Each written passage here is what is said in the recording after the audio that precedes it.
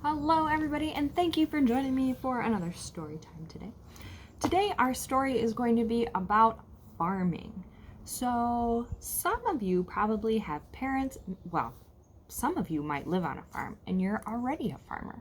Some of you might have parents that grew up on a farm, and some of you might have grandparents that grew up on a farm, because a long time ago a lot more people used to be farmers.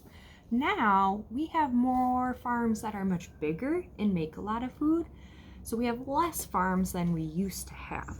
So today's story is about remembering back when maybe our grandparents were farmers and hearing what it was like to live on a farm during those days. See if any of the parts of this story sound familiar to you. Maybe you've heard a similar story from a family member, or maybe you do similar chores every day if you're on a farm, or ask your parents about what it was like when they were growing up. So our story today is called Grandma's Farm, and it was written and illustrated by Michael Garland.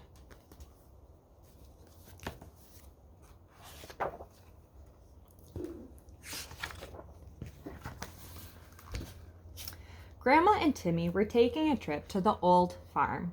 Timmy had visited before with Grandpa Joe, but this time would be different.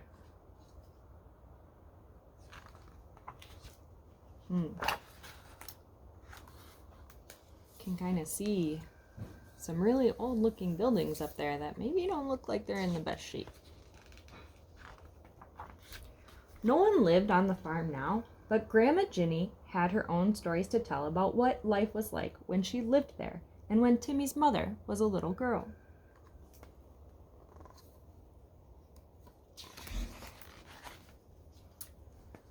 When Timmy saw the old house and barn again, he was happy because he knew that every board had a tale to tell. It was easy to imagine that there was no other houses around, and the fields were filled with grazing cows. Grandma smiled as they got out of the car. She had an old book in her hand. Grandma held up the book. "This is my diary. When I had a few free moments, I like to write down my thoughts from the day. These pages hold special memories that I would like to share with you." "What did you do on the farm, Grandma?" Timmy asked. "Do any of you keep a diary or write down things that you would like to remember?" When you live on a farm, everybody pitches in to help.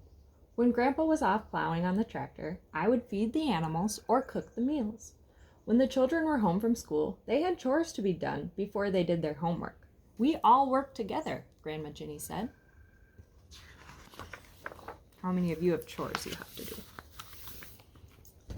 "From the time your mother was a little girl, she worked alongside her brothers and sisters doing the planting and picking," Grandma told Timmy. He tried to imagine his mother as a little girl.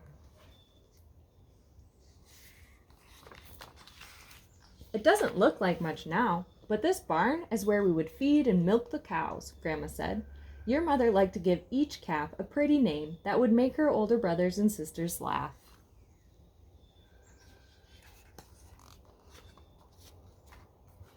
"That's the chicken coop. It's where the chickens lived and laid their eggs," Grandma explained. "The children would gather the eggs and check them over a light to see if they were good enough to eat.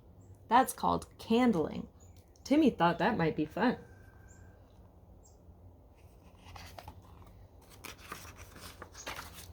"This pen is where we kept our pigs," Grandma said.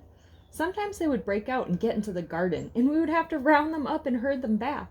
Timmy laughed just to think of those pigs running around loose.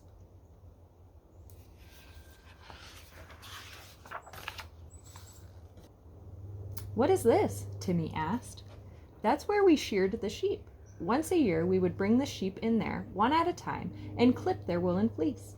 We sold the fleece so it could be spun into wool." "We planted all kinds of fruits and vegetables. We harvested and sold them, and also ate them ourselves. I wrote down recipes in my diary for everything we grew. When I go home, I want to plant a garden in our backyard," Timmy said. How many of you have a garden?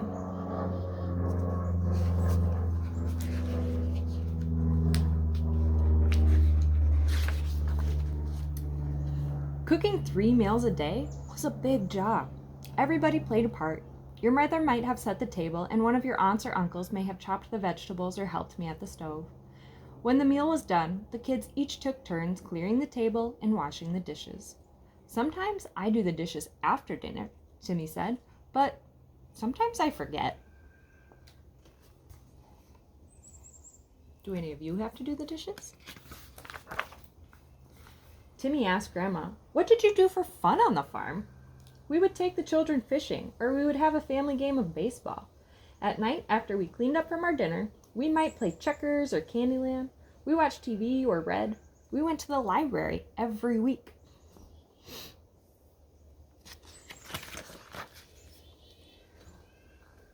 When the walk around the old farm was almost over, Grandma opened her diary to show Timmy a label pasted to the page that read, "Wisteria." Timmy looked up.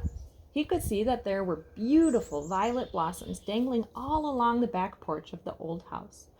"Your mother helped me plant that wisteria when she was the same age you are now. It still blooms every spring."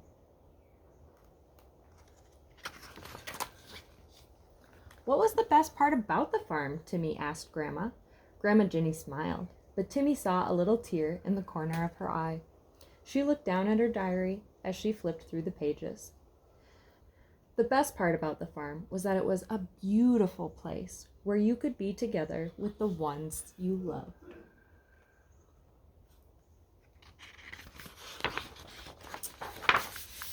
About Grandma's Farm. Grandma's Farm is a sequel to my picture book, Grandpa's Tractor. The tractor book was inspired by an old, rusted-out farmall tractor that was stuck in the mud and weeds behind a dilapidated farmhouse with a creaky barn and outbuildings close to where I live. One day I knocked on the door. An old retired farmer answered. He told me the story of his family farm and how it had passed down to him. When it became too hard to make a living farming the land, he sold off the fields around his house and barn and got another kind of job. One day he moved too. The empty farmhouse barn, outbuildings, and rusty old tractor looked worse and worse with each passing year, until a builder bought the property and renovated the house. Sadly, the rusty tractor is gone, but happily the house is alive again with a nice family living there. The end. So that's our story for today. I will put some resources down below about farming and maybe some projects that you could do or some places that you could visit on a farm. And thank you so much for joining us for another story time. We'll see you again soon. Bye-bye.